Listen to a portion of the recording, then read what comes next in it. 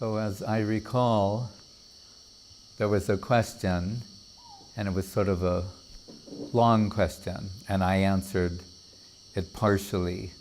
So if you could restate the question. Krishna says, "Don't worry, just surrender to me and I will manage everything." Also, Hari is known to take away all the inauspiciousness. But how not to worry, how to surrender? And does the Lord take our inner inauspiciousness too? Our sadness, envy, sense of guilt. And if it is said that you can offer Lord anything, good or bad, is it actually polite to offer something bad of which you want to get rid?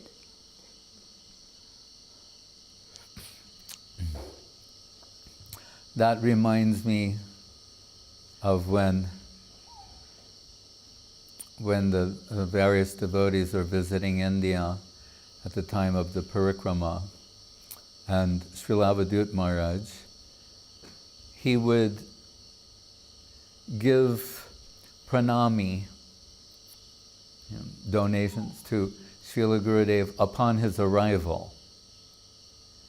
And Gurudev noted that in case of some others, they were giving Gurudev what, on the day they left, what remained. You understand? Of the money they had not spent, they gave to him. And Gurudev was just, and we understand, it's not good and bad and the dark side and the light side. Just devotees are learning, becoming familiar with what is proper. And these examples surface from time to time to help us give guidance. But Gurudev said, what Avadut Maharaj, this is appropriate. The day he arrives, he is giving. Not that after he has made so many expenditures, what remains he's offering. But from the very beginning. So, but still, there are all kinds of things that are possible. Once, we sometimes hear the name of Srila Bhakti Vichar Jajavar Maharaj, who was the last sannyas disciple of Srila Bhakti Siddhanta Saraswati Thakur. And he's a dear friend of Srila Guru Maharaj, and like others, other principal servitors of Srila Saraswati Thakur, he liked to visit Srila Guru Maharaj and stay at the mat for like a month and just have Guru Maharaj's association, engage in Hari Katha, and also their friendship, share their experiences, and recall their preaching times and different things. And he would sit outside of his room, sometimes taking the holy name with an assistant or so, and sometimes he would interact with us. Or in one instance, he called myself and Bhaktianand Sagar Maharaj over to, he's happy to see young sannyasis and preachers and sharing some of his experiences, and sometimes in a little teasing way. So once he said, while he was preaching, remember in India, there are legitimate scriptures, there are not so legitimate scriptures, there are illegitimate, there's a wide spectral range of things that are perceived as being Shastra. Right? Even within recognized Shastra, there's Puranas in the mode, for those in the mode of ignorance, for those in the mode of passion, for those in the mode of goodness. So they're addressing everyone according to the situation that they're in life. Some people predominated by the mode of ignorance, a certain manner of exposure is given to them, and they're encouraged along certain lines from their relative position to make progress. Same for those in the mode of predominated by the mode of passion or goodness. But whether this is from a legitimate scripture or not, I don't recall. He said, but while he was preaching, they said, in the such and such scripture, It says at the Govardhan Annakut, after Gopal is installed on Govardhan Hill and Madhavendra Puri begins these big festivals, we're told for a certain time, people from different villages, they come and they do like the Seva Puja for that day. They make so many things, offer them. And we hear at the time of actual Govardhan, well, Krishna is encouraging the cowherd folk to make offerings to Giriraj Govardhan. He's showing like many hands and everything he's taking, and like he's consuming everything happily. But he said, but these people, where he was preaching, said, oh, in the such and such scripture, it says that he was accepting the offerings from everyone. Everyone's offering, and this liberal gesture. And some of those offerings were, as they say in India, non-veg. But Yajavarma is like that. He said, so what would you say if you were traveling and someone, threw this at you during a time? And Sagar Maharaj, we were like thinking about this. We didn't have immediate answer, but it's as if Jajavar Maharaj was teasing us a little bit, and he quoted this famous sloka from the Bhagavad Gita, Yad karosi, yad jahosi, tat jahosi, dadasiyat, tat kurusam madarpanam, where Krishna says, whatever you do, whatever you offer, do it as an offering to me. So he's laughing, saying, so would it include these things? Yeah. And, I suppose if I was pressed,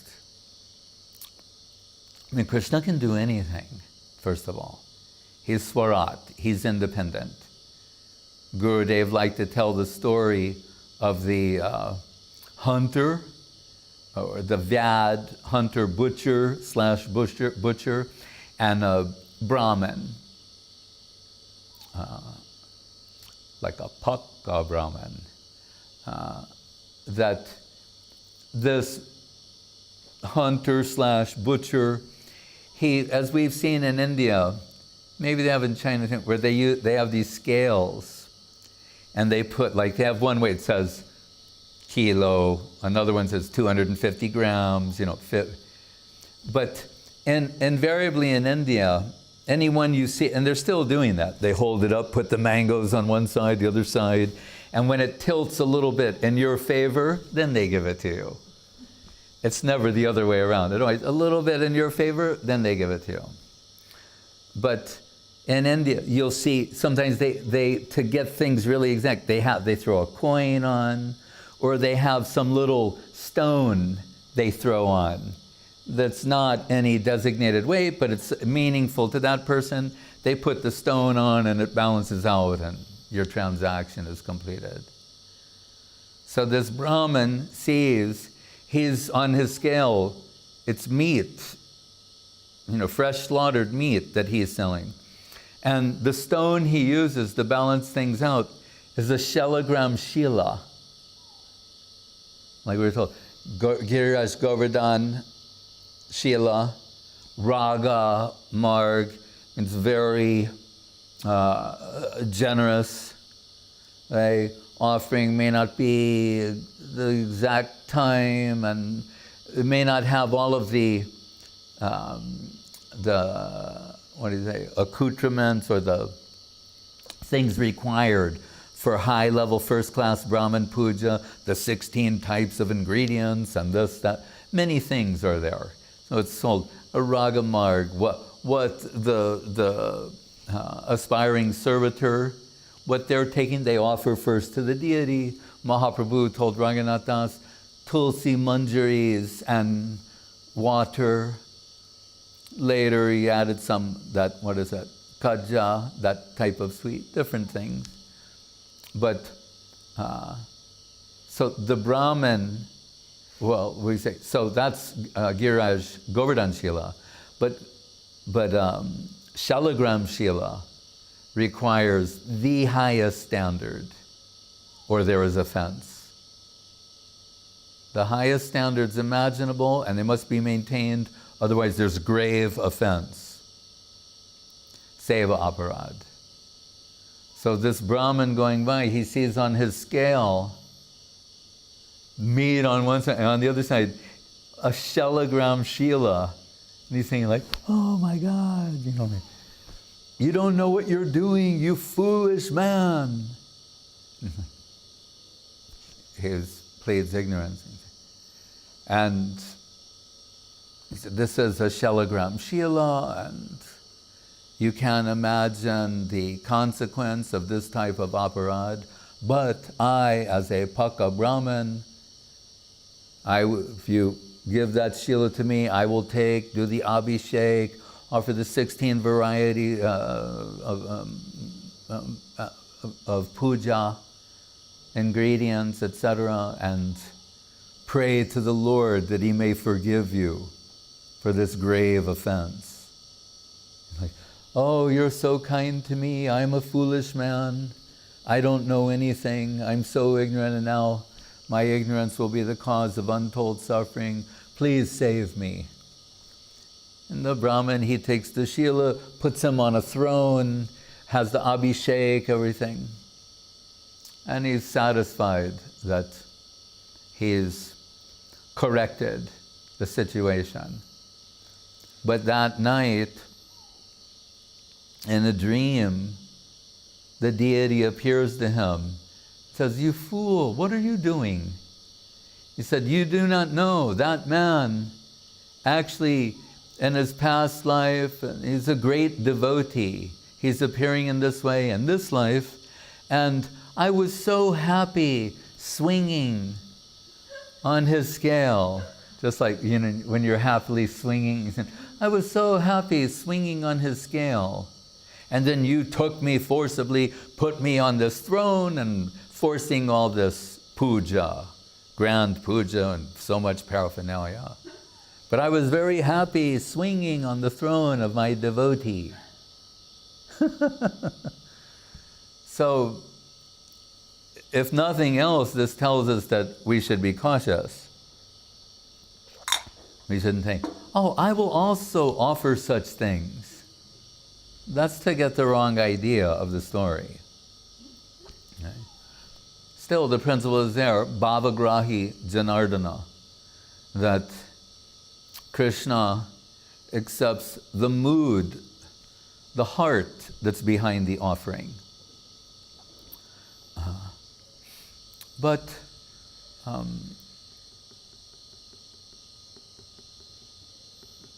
we also hear that aphorism that God helps those that help themselves. So although we could say in the beginning stages, in the initial approach, more will be, the benefit of the doubt will be given, more will be overlooked. But if someone is sincere, they want to know what is proper behavior, what is a proper offering, what is a proper approach. So we expect that there should be some improvement. Admittedly, we're Brahmanda Brahmite, wandering throughout the length and the breadth of the universe according to our own acquired misconception. Bhagyavan Jeev comes in connection with Krishna's agent, Sadhu, Shastra, Guru, and Vaishnav. Then they transition from misconception to proper conception. Right? Want to come under the influence of the vision of Sadhu, Shastra, Guru, and Vaishnava and proceed along those lines.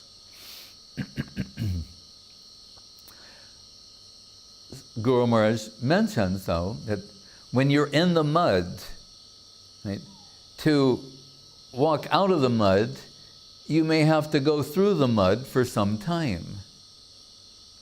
Right? That's understandable. He said, for some time. But the idea is to make progress, to improve through service to proper agents, one's capacity to recognize spiritual substance should improve or increase. They should acquire greater assessing, assessment value, how to assess the value of things. So, when I said Krishna removes inauspiciousness, again, God helps those that help themselves. Not that we will just be content to remain as we are and think, well, Krishna, that's up to Krishna to remove lust, anger, greed, envy, what is it? Kam, Krodh, Moha, Mada, Matsarja. No, there has to be some earnestness on behalf of the aspiring servitor to take full shelter of the lotus feet of a substantial Vaishnava and gradually, by their grace, overcome inauspicious influence. Not to just say, oh, I will remain as I am, and then Krishna will take all these things away from me.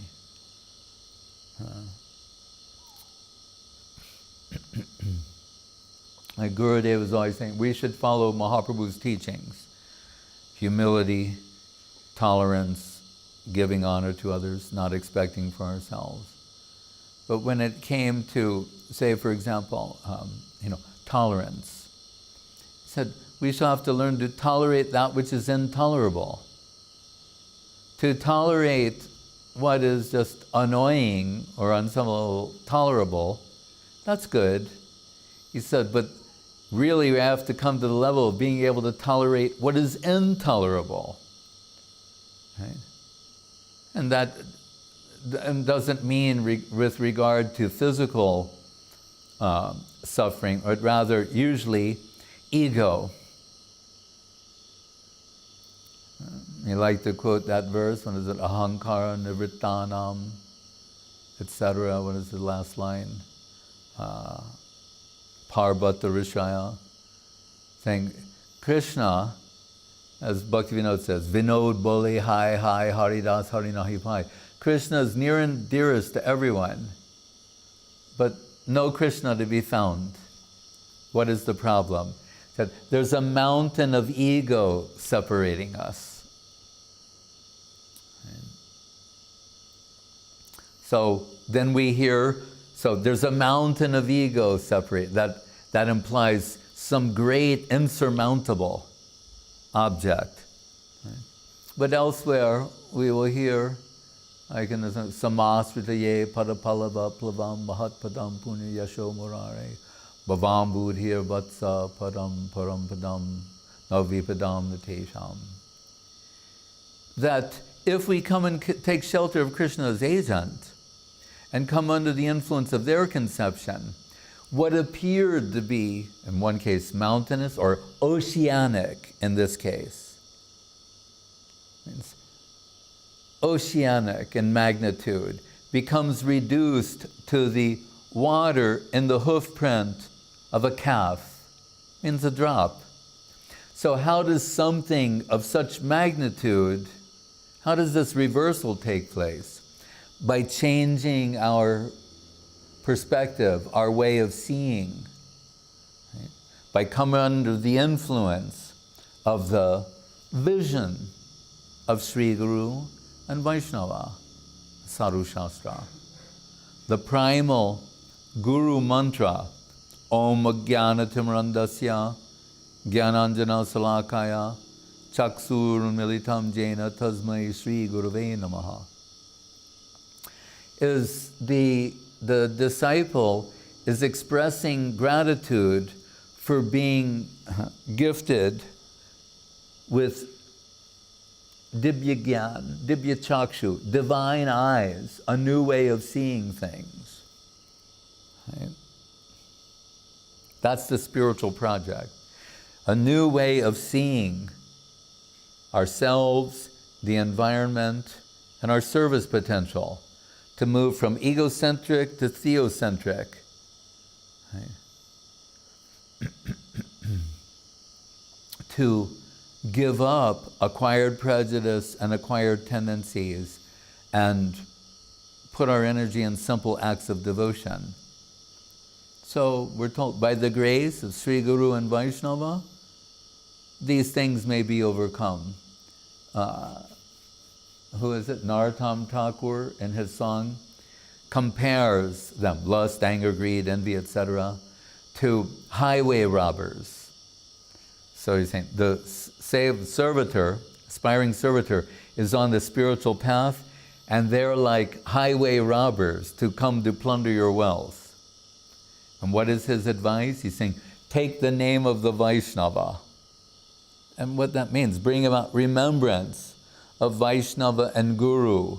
Seek their grace, their advice, their instruction. And that'll be helpful. Absorb oneself in serving. Das kori beton more deho premadan. Beton means salary. The salary of the sincere servitor is that the sort of devotion that is in the heart of the Vaishnava will be transferred to the servitor. That's the method. So if we say, yes, Krishna takes away, but practically speaking, how? Through service. Fully absorbing oneself in service to the point of where there's no time for such things. Not only for those things, but Guru Maharaj said in the case of one devotee, no time for Vaikuntha. And they send the Vishnu Ratha, the Chenmoy, spiritually conscious chariot to take him to the Vaikuntha. He's saying, I don't have time for this. I'm busy serving my Guru. So he said, what to speak of for Maya? No time for Vaikuntha.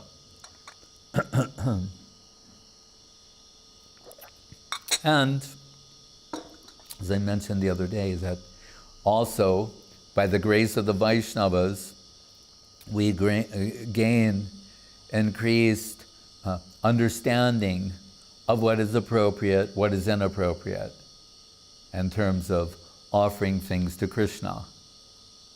So, the Vedas, they are compared to a desire tree.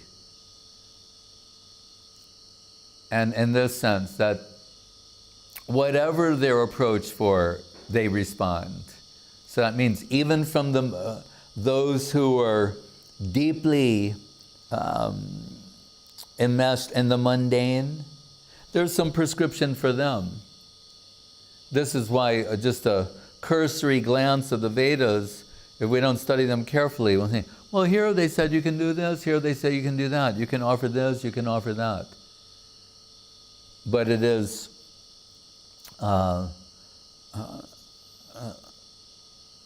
just as in the case of meat, the Vedas, there's prescriptions for meat eating. It's not their primary advice, but they realize there are people who, this is the world, as Manu Sangiti says, of meat eating, illicit sex, intoxication, gambling, etc. So in this world we have to say, there's no fault. This is the world where such things are going on. If someone's doing this thing, there's no fault. But then it says, but if you want to make spiritual progress, you're going to have to regulate these things to the point of where they're no longer a factor. But in the general sense, there's no fault there. This is that world. Just as on the airplane, the Indian gentleman sitting next to me goes, at the meals, and he says, oh, I see you're, taking vegetarian. I said, yes. He goes, I'm also taking veg. Yeah. I said, oh, really? Yeah. He said, I'm also taking non-veg. Like, you're taking, I'm taking veg and non-veg.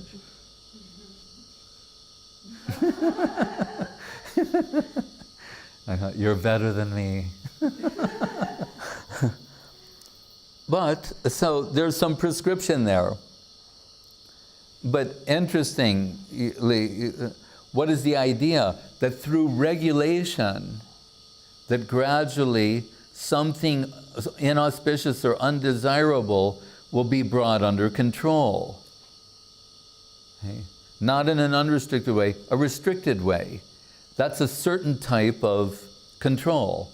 So they would say, at this phase of the moon, this type of animal can be sacrificed with these mantras, etc. There was a process. So it's a way of gradually bringing the senses under control. But another point that's noteworthy is the Sanskrit word for meat, which is mangsha. Mang meaning me, sa meaning he. As I'm consuming you in this lifetime, you shall consume me in a future lifetime. So someone should wake up and think like, maybe this is not a good idea in the long run. I have some uncontrolled urge, and it's going to lead to a extreme suffering as a consequence. Maybe I should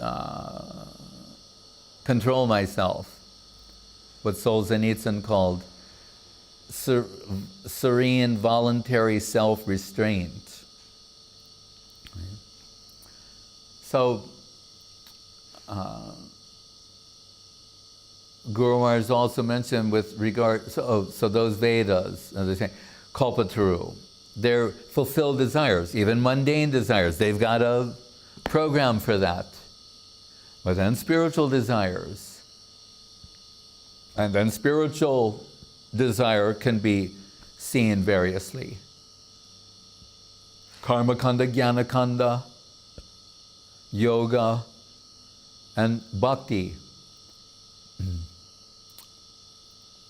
In the Bhagavatam, the sloka is there. Akama sarvakamuva moksha kama udaradi tivrena bhakti yogena yajeta purusham param. List these three times. Akama means without, who are desireless. That means without mundane desire. Maybe they have spiritual aspirations, but no mundane desire. Akama. Sarvakama means filled with desires, unlimited desires. Another category says moksha kama, those who are seeking liberation or freedom from all of this world of action, reaction, etc. So, the conclusion is interesting. Whether you're akama, sarvakama, or mokshakama, approach Krishna. That's our advice. And when you come in connection with Krishna, all of this will become irrelevant. That's the confidence with which this is being said.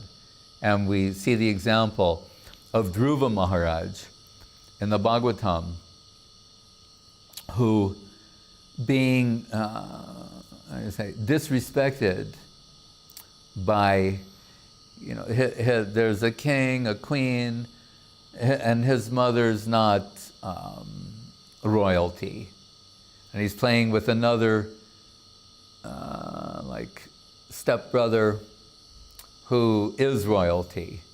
And the queen makes it be known that he will never sit on the throne, that he's a lower class person.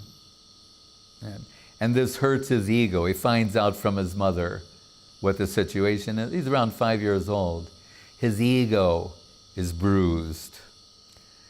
And he's thinking, then I want a kingdom greater than the king than anyone.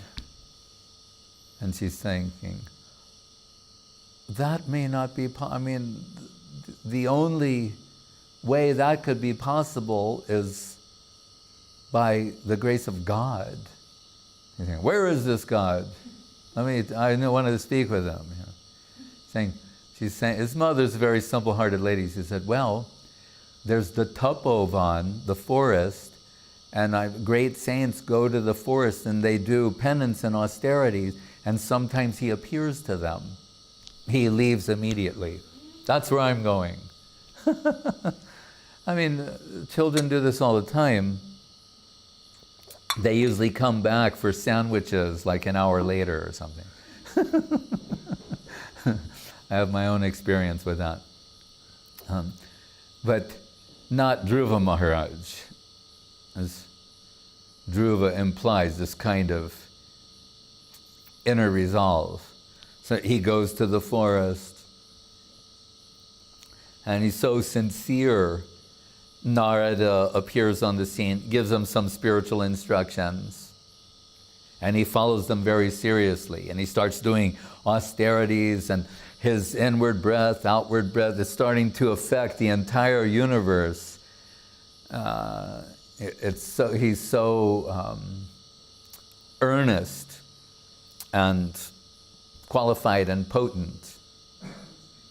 And then he has this sole purpose. He wants to see the Lord and convey his aspiration to him. That's his idea. But it's very pure, his approach. His desire is not, but his approach is very earnest, you can say. Not pure, it's so earnest. And then at a certain point, he sees the Lord within his heart. Just as the aspiration, you can see him very clearly, and he is enamored by his beauty and his presence, and this is beginning to influence his heart. His heart is melting at the beautiful vision of the Lord. And it's not just it's substantial, the Lord's, and then suddenly he vanishes, and he's plunged into an ocean of grief and separation. He so much wants to see the Lord again. And he opens his eyes and he sees the Lord is standing before him. So his earnestness was so great, not only that he would appear in his heart, but even appear before him. And at that point, he's ready to offer Dhruva whatever he wants.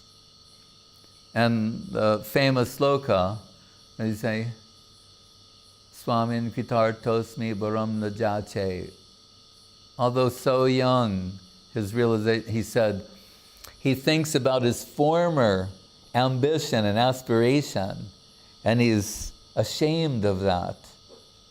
And although from a material estimation, it was such a great ambition, he's saying, now that I'm seeing you and your beauty, he said, it's like I was searching for broken pieces of glass, shards of glass, and I have the most valuable diamond, gem.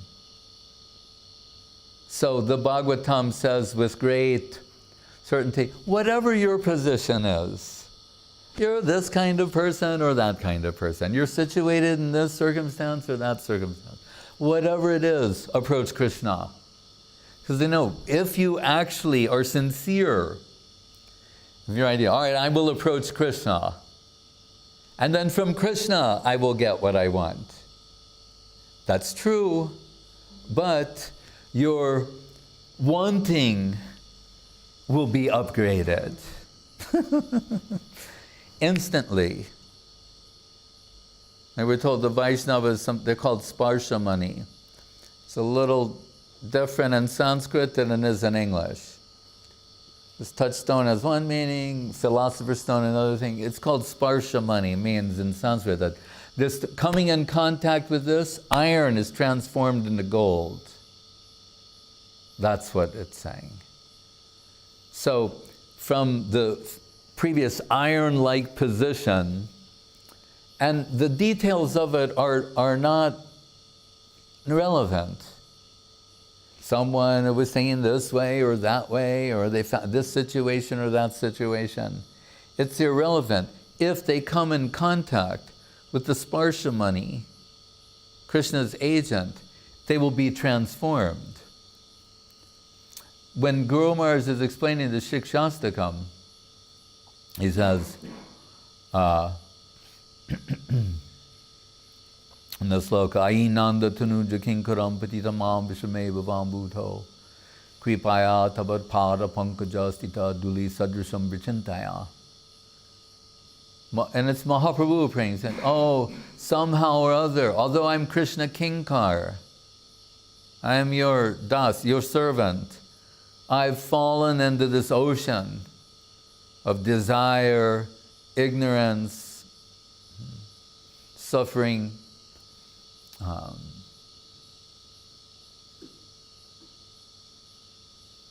He's saying, but please be merciful to me and accept me as one of the atoms of dust at your holy lotus feet. Why is this significant?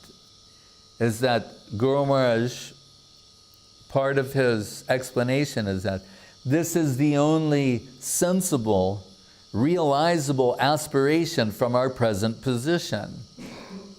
That's why all this discussion of, voyeuristically envisioning oneself as some super servitor in the spiritual world is an unhealthy fantasy. It's fiction. It's irrelevant to our... It's nice to know as an ultimate aspiration. It is irrelevant to our present situation. The proper aspiration from present, he's saying, an atomic presence in that plane. Right? Not, and I'll be a super servitor there, an association. That is just foolish and betrays ignorance of sambandha, abhideya, prayojan, of everything. Right? Guru Maharaj said you cannot distinguish between mind and intelligence clearly, and you want to go into details about the Paramatma world. So, the proper aspiration, an atomic presence in that plane. That's what he's saying. Prabhupada used to say it as, fix me up as one of the atoms of your holy lotus feet. I think Pada means the dust. What is the dust? Materially speaking, it's like the least thing in this world, isn't it? Dust. That's you say, why the dust and the this and the... Because it has some meaning. That means the least. There's nothing lower than that. And we don't want to get in the whole thing about, quarks and things like that. Just understand the principle of what's being said. So generally, the least of the visible things in this world, right? If I could be a particle of dust at your holy lotus feet, please grant that position to me. That's the proper aspiration. Then, Guru Maharaj said, once that is achieved, then we see in the next sloka, we can say spiritual aspiration and ambition, as we sometimes hear in the songs of Bhaktivinoda Thakur and Narottam Thakur. But if we don't understand the sequencing and the stratification of these things, then we'll be thinking, this high thing here and mixing it with the low thing over here, and the whole thing becomes a hodgepodge and is not helpful and inevitably leads to offense. You have neophytes trying to deal with higher things. Those things that are high voltage, you have those who are not qualified electricians trying to handle high voltage. What is the outcome going to be? Electrocution. So, saying, if that atomic presence is granted, and that's not your choice, right? It's already a given that we'd like to proceed along the, we know you want a visa, right? You've submitted your application, but you can't give yourself a visa. Well, certain Russian devotees can, but normally, no, the fact is you cannot give yourself a visa, right? You have to be that the country that we're seeking admission, their agents have to determine that it's in the interest of that world to give you admission. This is common sense. They will determine that. All right, what is the nature of that world? This is not tourism. That I'm fascinated by Shastric descriptions or what I've heard or the pictures I've seen. I'd like to go for a visit. That's not the spiritual world. It's the Seva Mayoyam Loka, the Shraddha Mayoyam Loka. It's very Chinmoy, Vaikuntya Prativyadi Sakala Chinmoy. It's made out of spiritually conscious, dedicating substance. So it's the world of Seva, Seva Mayoyam Loka. The agents, they determine, is your service needed? That's right, service necessity is our greatest, how do you say?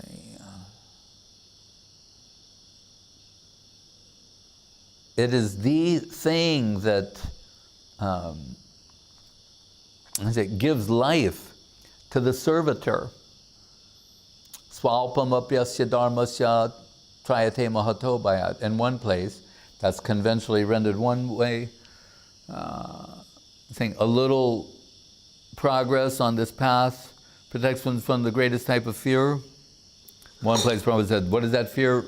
Receding into the animal species where there's no real opportunity for seva. Other than we see the animals here, they, by the grace, they get some service opportunity. It's also possible. But generally spiritual cultures for human beings. But Guru Maharaj parsed this in an interesting way. He said, the greatest fear for a devotee is that their service is not being accepted. That's their fear. Because if we factor in the Chitraketu pastimes, Narayana Parak Sarve Nakutaschana Bibyati Svarga Pavarg Narakeshul Turyarta Darshina Bibyati. Their fear is whether their service is being accepted or not. They're not, whether it's in a very favorable material circumstance or one that is apparently unfavorable, that's not their concern. I mean, is the service needed? And is it being accepted? Just as Srila Govinda Maharaj, Srila Gurudev was praising Yudamanyu Prabhu, saying, he only asked one question, do you want this or not? Not so many other details or giving so much background. Do you want this or not? If you want this, then I'm prepared to dedicate all of my energy to that. If you don't want it, I've forgotten, I will forget it immediately. So, Guru Maharaj has died to live. We say, well, we're not like that.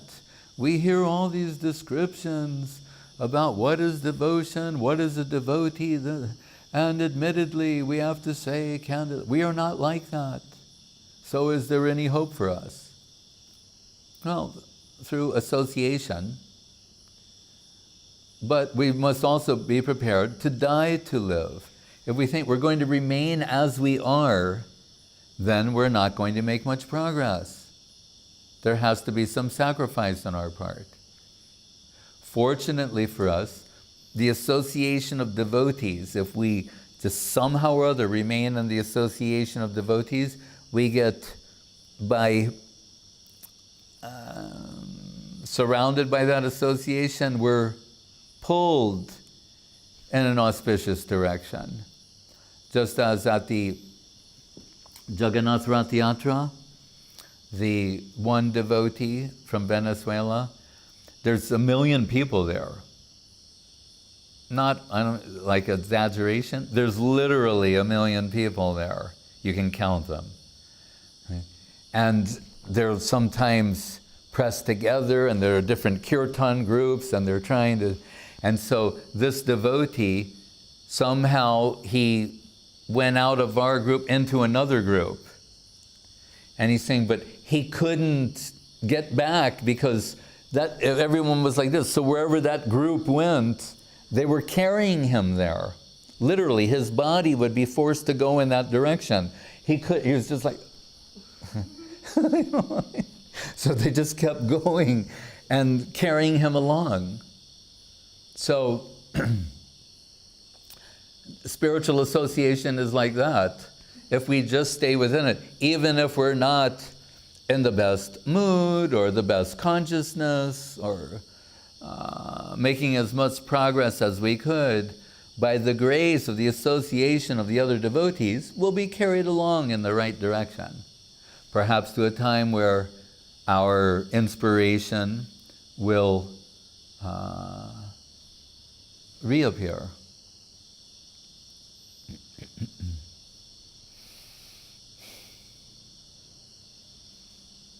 Any other question? Yes, Maharaj. A question from Ajita Krishna Prabhu. How to properly understand that happiness is the personality?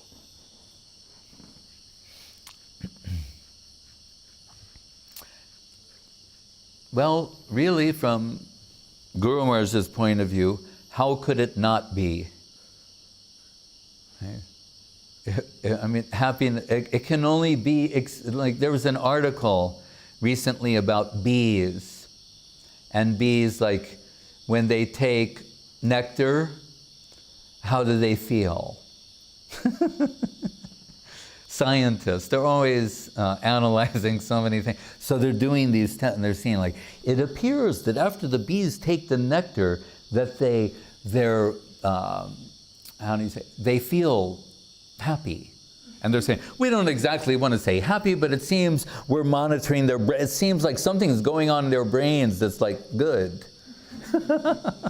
We need scientists to tell us that when bees take nectar, they're happy.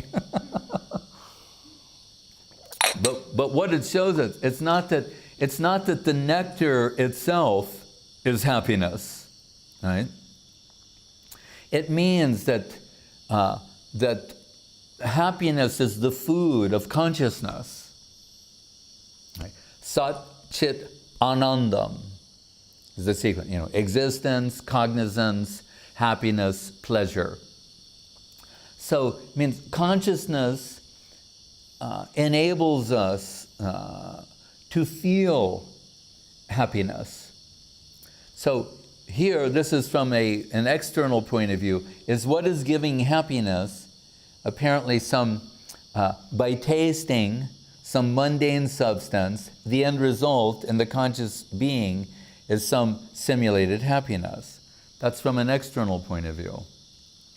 But then when we come to the consciousness side of things, as Guru Maharaj will say in the subjective evolution of consciousness, that the whole objective world is like an iceberg floating in an ocean of consciousness. Just as this chair, I say it's hard, it's black, it has weight, height, depth, with dimensions, so many things. What shall we say about it in summary? A cluster of subjective concepts. All of those things, hard, soft, black, white, these are all subjective, actually. A cluster of subjective concepts makes an object. So the whole objective world is like an object floating in an ocean of consciousness. As I've mentioned many times in traveling and preaching, that we are being fed a narrative that presented a narrative that says the objective world is relatively unlimited. And without going in all the details of dark matter, this, that, and the other thing, let's just keep it simple. There's a trillion stars, we're told, plus or minus. A trillion stars. And the narrative we're being presented is that, and of these, we only know one planet that has life, sustains life, and has what we shall call like a conscious elite. Okay? And we see gradations of consciousness according to the evolution of species. But human beings represent that conscious elite. So, and these human beings, we can say, if they get lucky, on a good day, they experience a drop of happiness, of intense happiness. So in this scenario, happiness is minuscule. It's a drop. Consciousness, somewhat greater. But what's vast is the unconscious, objective world, the universe. That's vast, nearly unlimited. And there's, in this one blue planet, one planet of the trillion stars has life forms, among them human beings or the conscious elite. They're lucky on a good day, a drop of happiness. So Anandam's a drop, consciousness somewhat greater, but vast objective world. And the subjective evolution of consciousness, Srila Guru Maharaj is saying the exact opposite. That the objective world is like an iceberg floating in an ocean of consciousness. Consciousness is a far greater substance. Just as he says elsewhere, the mental world is, said the objective world, he said, if you look at a vat of milk and on top there's a layer of skin, that's the conscious world. Remove that, there's this giant vat of milk. So he's saying, for going from the mind to the conscious world, that is vast and virtually unlimited. But in this narrative, Anandam, or happiness, is the ultimate, all-comprehensive substance that's personified as Krishna. According to Vedanta, the ultimate reality is Anandam, is happiness personified. Right? That's the spiritual interpretation. Just the opposite. So Anandam is the greatest substance, because Krishna is Anandam, right? Personified. It's most comprehensive, but it requires us to abandon stereotypical thinking. So Kaviraj Goswami, it's actually, I think, Mahaprabhu's example to Rupa Goswami, but it's presented by Kaviraj Goswami and Chaitanya Charitamritam. As Guru Maharaj asked Achyutananda Swami once, he said, how can all of the opulence of Vaikuntha, the unlimited Vaikuntha world, how can all the opulence of Vaikuntha be accommodated in an atom of Goloka? And Achyutananda is very intelligent, very fast. He said, like, you could say, which tree shall we use? Like a mango tree and a mango seed, or a banyan tree and a banyan seed. They're even smaller. Right? From this small seed, this giant tree comes out. And Guru, hearing his quick answer, he said, beautiful, but wrong.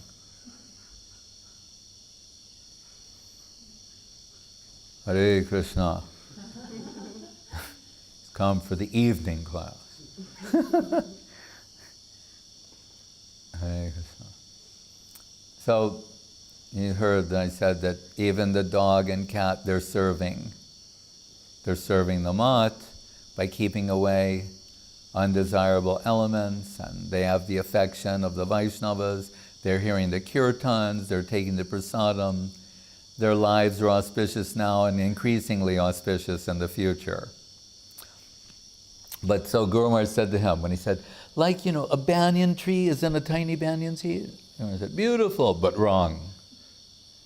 And gave the example of Charitamritam, where he said, when you have a vat of sugarcane juice, like we've seen in India. They make so much sugarcane juice. Then if you cook that and condense it, it turns into molasses. If you take it further, it turns into gur.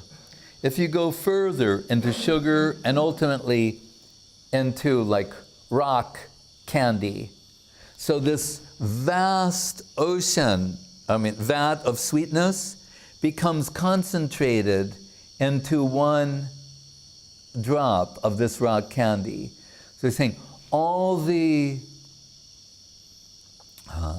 opulence of Vaikuntha can be concentrated into a drop of Goloka. And as is given also by Swarup Damodar Goswami in the Hera Panchami section, where Srivas Thakur, he's teasing him to bring him out, because the higher Vaishnavas keeping themselves concealed. And so Srivas Thakur, who we know is also Narada, very familiar with Vaikuntha, he's saying, look at the opulence of the goddess of fortune. She's riding on a jeweled golden throne surrounded by so many servitors. She herself bedecked with so many jewels from the spiritual world. And what do the Braja Gopis have? We always say, they have cows, and they milk the cows, so they have lots of milk and butter and things like that, and forest flowers, and there's no comparison between Lakshmi Devi and these village girls, the Braja Gopis. And Mahaprabhu warns him by saying, be careful what you say to Swarup Damodar. He said, he is a Shuddha Brijbasi. Opulence is not in his dictionary. Right? And Swarup Damodar says, no, it's not that I don't know what opulence is. He said, but I think Srivas has lost his mind momentarily.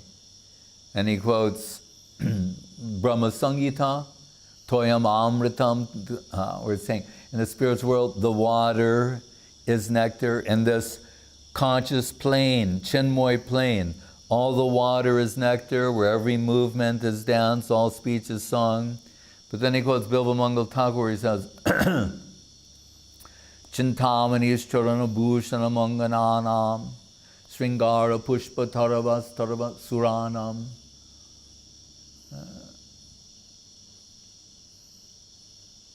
Rajadanam Nanukamadenu Brindani Cheta Sukha Sindur Ho Vibhuti. Forgot some word, but he's saying, in that world, you describe it as like a village environment, where the spiritual world is also described as like 50 square kilometers is Vrindavan. Means aprakrita. It appears to be measurable. It appears to be village-like. But in one particle of soil of that village is the innumerable, unlimited Vaikuntha planets. Right? And what does he say? So the trees are Kamadhenu, they're Kalpavriksha, desire trees. The cows are Kamadhenu, Kalpavriksha, desire trees, Kamadhenu cows. And what are the Braja Gopis' situation? Chintamani Charanabhushana Angananam. The Chintamani gem, one Chintamani gem has more opulence than the whole Vaikuntha world. The Braja Gopis are stringing them and wearing them as ornaments on the ankles of their holy lotus feet. So the Vaikuntha world is unlimited. Each Vaikuntha planet is unlimited. There are innumerable Vaikuntha planets, and they're all being accommodated in one part of the soil of this plain that appears like a village. That's beyond what the brain can comprehend. Yes. So those Vedas we alluded to before, they're whatever situation someone is in, they have a program for them. Right? The Vedas have been compared to a tree. Told the flower of that tree, Vedanta Sutra, where it says Anandamayo Vyasat, the Absolute, by his own nature is anandam, or happiness, joyful. Then what? When the flower gives way, the fruit comes out. Nigama kalpataror galitam palam shukamukaram ritadavasamyatam pibata bhagavatam rasamalayam muhuraho rasika bhuvi babuka. And the Srimad Bhagavatam is the mature, fully ripened fruit of the tree of Vedic literature. And that's where the pastimes of happiness personified, Anandamurti Krishna, are presented. So really, happiness has to do with consciousness. Consciousness cannot be divorced from personality.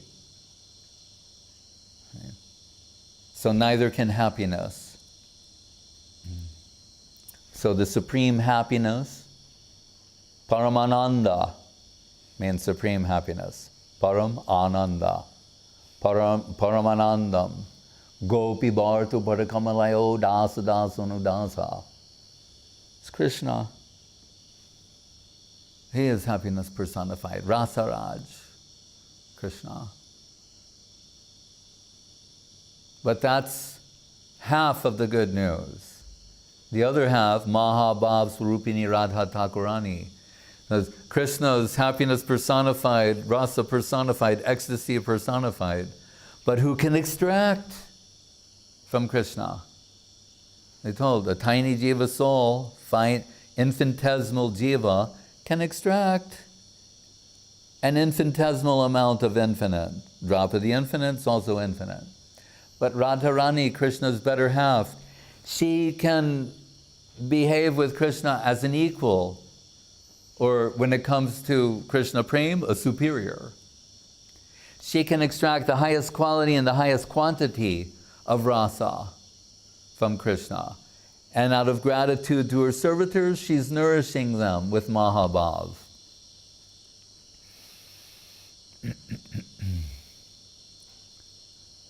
So happiness is only meaningful to the conscious. Right?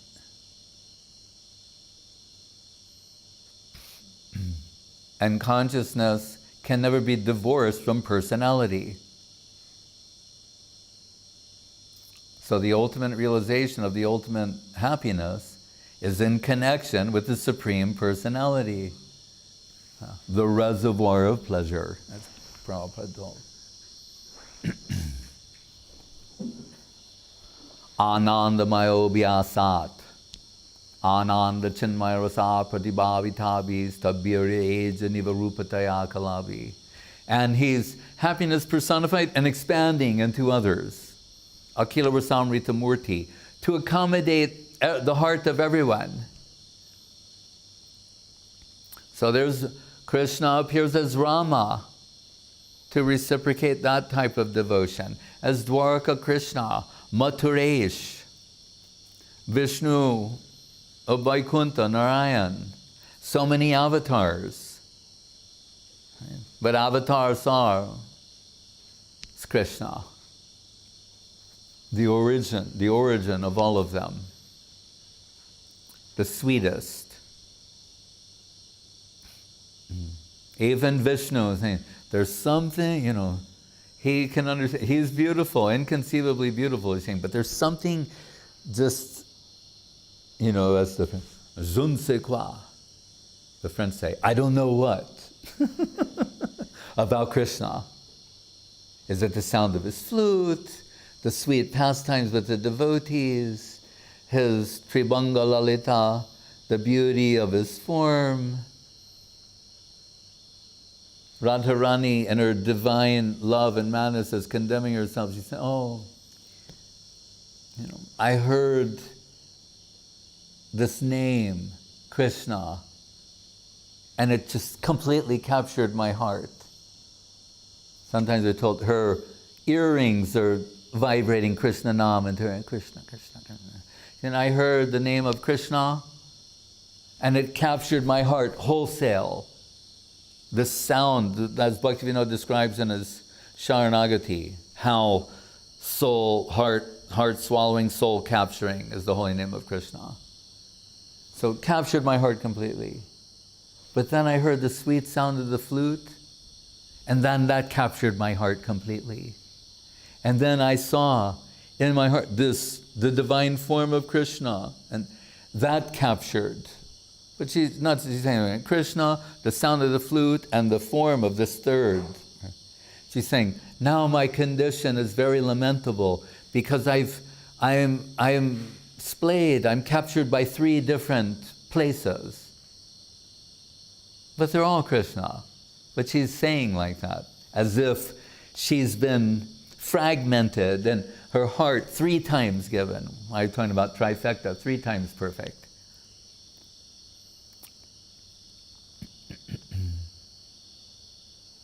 Atma siddha savalila porna sokya lakshanam. Not only a person, but as Guru Maharaj told me, the ultimate reality, he said, reality is dancing.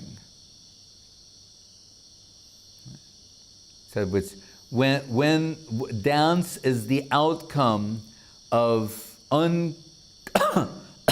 uncontainable ecstatic ecstasy.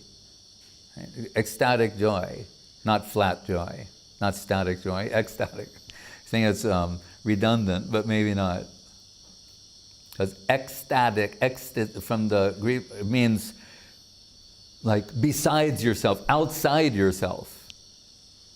So cannot be contained, turns into movement, dance. So Guru said the ultimate reality must be dancing. It's an indication that the ultimate reality and the truest, highest sense is Sri Chaitanya Mahaprabhu, who is Krishna dancing ecstatically under the influence of the heart of Srimati Radharani. Hare Krishna. Jari Gorna Hoita Tabiki Hoita Kamari Doritam Dehe Radhar Mahima Prema Rasasima Jagata Janatake. So happiness personified Krishna said, then what about me? you know, it's like Guru said, sugar, we're talking about sweet, everyone wants to taste sugar, and they love it, whether it's the bee, the ant, us. Lilavati, the red sugar, right, from China. That red sugar is very, very crunchy. It's very nice. So, but sugar is saying, what about me? So then sugar is saying, like everyone's going mad for sugar. Then if sugar could think like, I would like to taste what they're tasting, but I can't do it as sugar, so I'll have to take the position of someone who enjoys the sweetness of sugar. It's similar to that. So Krishna's saying, everyone's mad about me. You know, whether it's karmis, jnanis, yogis, but then when you get to the devotees, forget about it. All these different types of devotees and their different rasas and relationships, culminating in the ultimate sweetness of Radharani and Brajagopis. And she is the Supreme One, and he's seeing what the effects of her seeing him, hearing him, tasting, touch, all these things it has upon her. He's thinking, I want to know what that's like, but I can't from my present position. So he has to Ritva Madarum Upabhoktam Kamapiya. He steals her heart, right? And enveloped in her heart, the radiance produces the halo that turns Shyamasundar Krishna into Gauranga Sundar Mahaprabhu. Mahaprabhu Gauranga Sundara Nagarabara Nittam Nijar Namabi. And he's taking his own name and saying, this is so sweet. No wonder. And that's making him dance ecstatically, and he's distributing to you. Taste also. Taste this sweetness. And you'll become mad for Krishna also.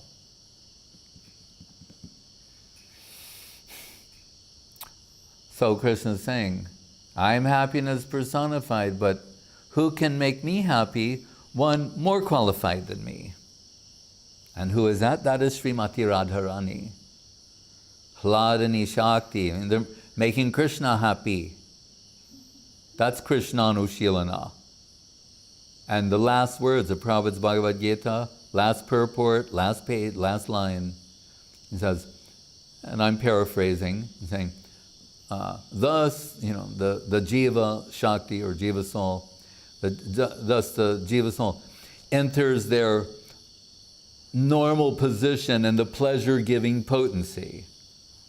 He's admitting we're particles of atomic chit. The chit, Shakti, Radharani, saying that's our natural, normal position. To be part of the pleasure potency, what's giving pleasure to Krishna. And the outcome of that is we can say Ramante Yogino Ananti Satirananda Chidatmani. Unlimited pleasure and happiness coming in the heart by coming in touch with happiness personified, the Supreme Personality of Godhead, Sri Krishna. Hare Krishna.